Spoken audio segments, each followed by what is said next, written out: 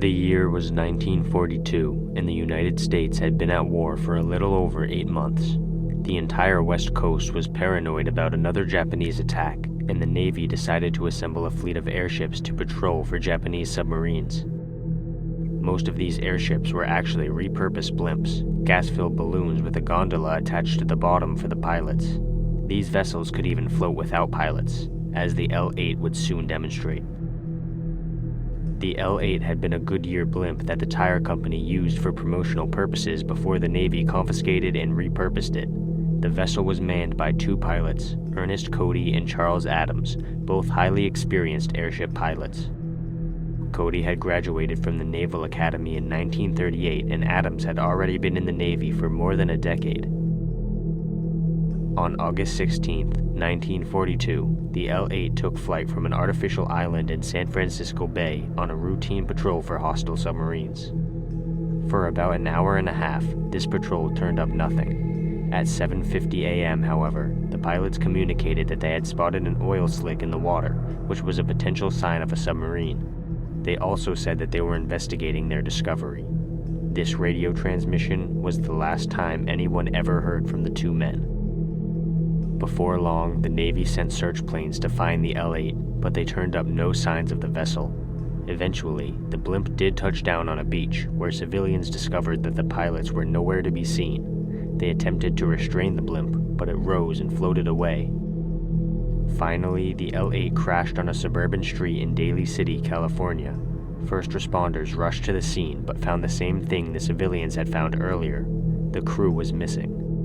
When the media got wind of this, they renamed the L-8 Ghost Blimp.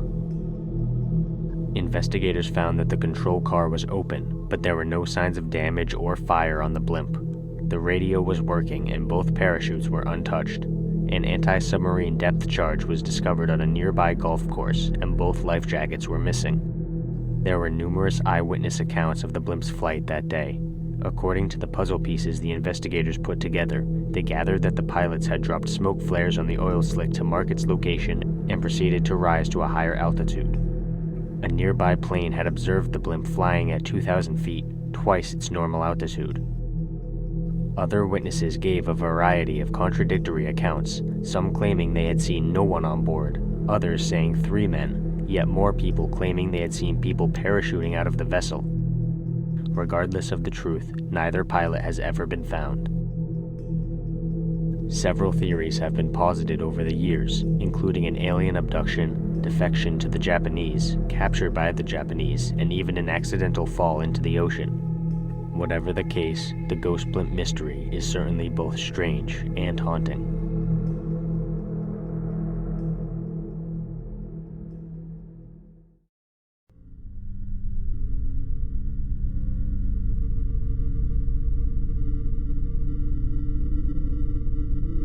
In 1974, 17-year-old Christina Florence was driving to San Francisco with her mother and sister when their car overheated.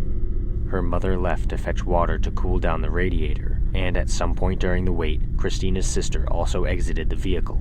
She walked around the back of the car, and Christina can remember her exclaiming, "Oh my God, come out here quick."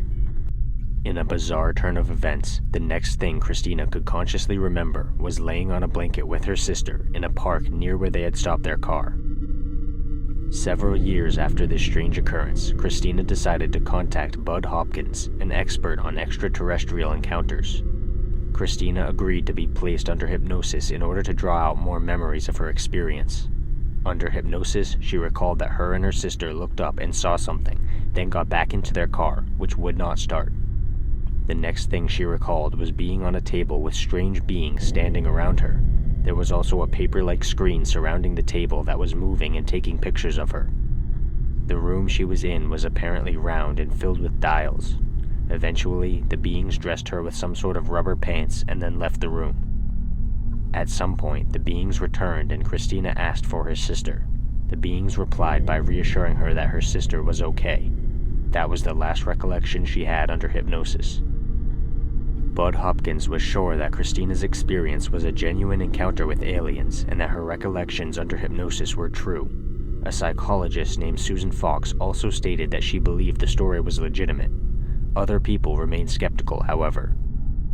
Regardless of what the truth is, Christina's story is chilling and will most likely remain unexplained permanently.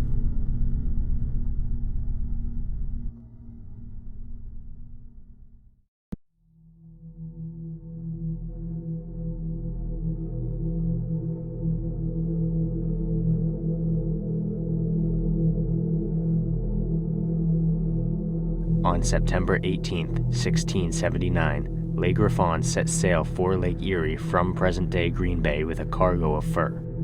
The ship never arrived at its destination, and no remnants have ever been found. Multiple theories circulated about the ship's fate, including an attack by Native Americans, the ship's crew stealing the cargo and sinking the ship, and a storm being responsible. To this day, it is unknown what caused the disappearance of Le Griffon. Fast forward to May 21, 1891, when two sailing vessels, the Thomas Hume and the Ruth Simmons, set sail from Chicago. The ships encountered a violent squall and the Ruth Simmons returned to port. The Thomas Hume, however, braved the storm. That would prove to be a deadly decision. None of the 6 sailors from the vessel were ever found. In 2006, the ship was found almost entirely intact 150 feet below the surface of the water. It was concluded that the vessel had succumbed to the storm. Fast forward one last time to June 23, 1950. Northwest Orient Airlines Flight 2501 was carrying 55 passengers and 3 crew members to Minneapolis. Pre-flight review had reported storms and turbulence, but the crew was undeterred. During the flight, the captain requested permission to descend to an altitude of 4,000 feet instead of the previously approved 6,000 feet in order to avoid turbulence. This request was granted.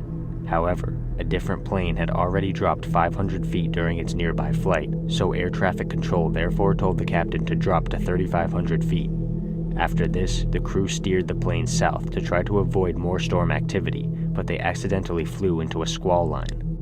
The plane's last radio transmission was a request to drop to 2,500 feet, most likely to get out of the clouds for better visibility. After this, numerous witnesses reported hearing a low-flying plane and then a flash of light over Lake Michigan. Some reported having heard an explosion, but it was difficult to tell because of the thunderstorm. In the aftermath, debris washed up on several beaches, including pieces of armrests, upholstery, and human remains. There were no survivors.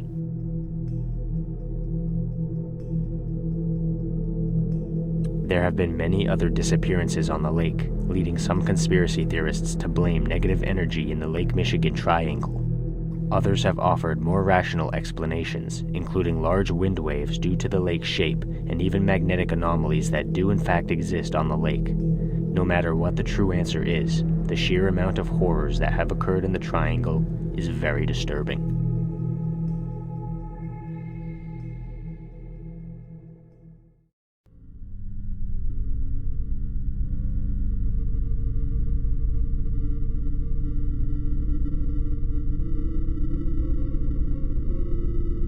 The province of Helmand in Afghanistan is infamous for 2 reasons.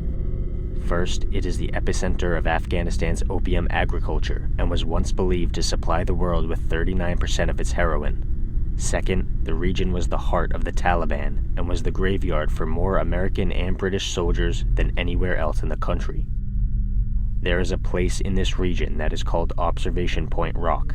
It was an outpost originally built by the Taliban and later used by the United States Marines and British military. When the Americans and British first took the outpost, they began digging in the underground tunnel system that already existed. They discovered something truly horrifying.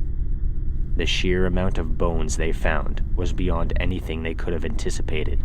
They were digging out bones for days on end, and they eventually learned that the outpost had been the site of several massacres that had been conducted by both sides of the Afghan-Soviet War. However, the horror was not over after this discovery. Shortly after the digging, the soldiers began experiencing supposedly paranormal events.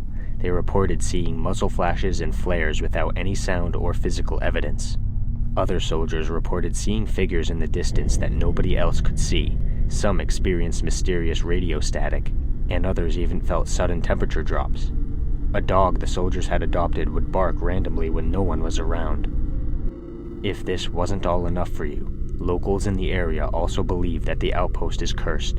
A shrine in a nearby town is said to hold some sort of supernatural power, which was awakened when American Marines stole sacred artifacts from it. Regardless of what you believe, Observation Point Rock has a cruel and twisted history.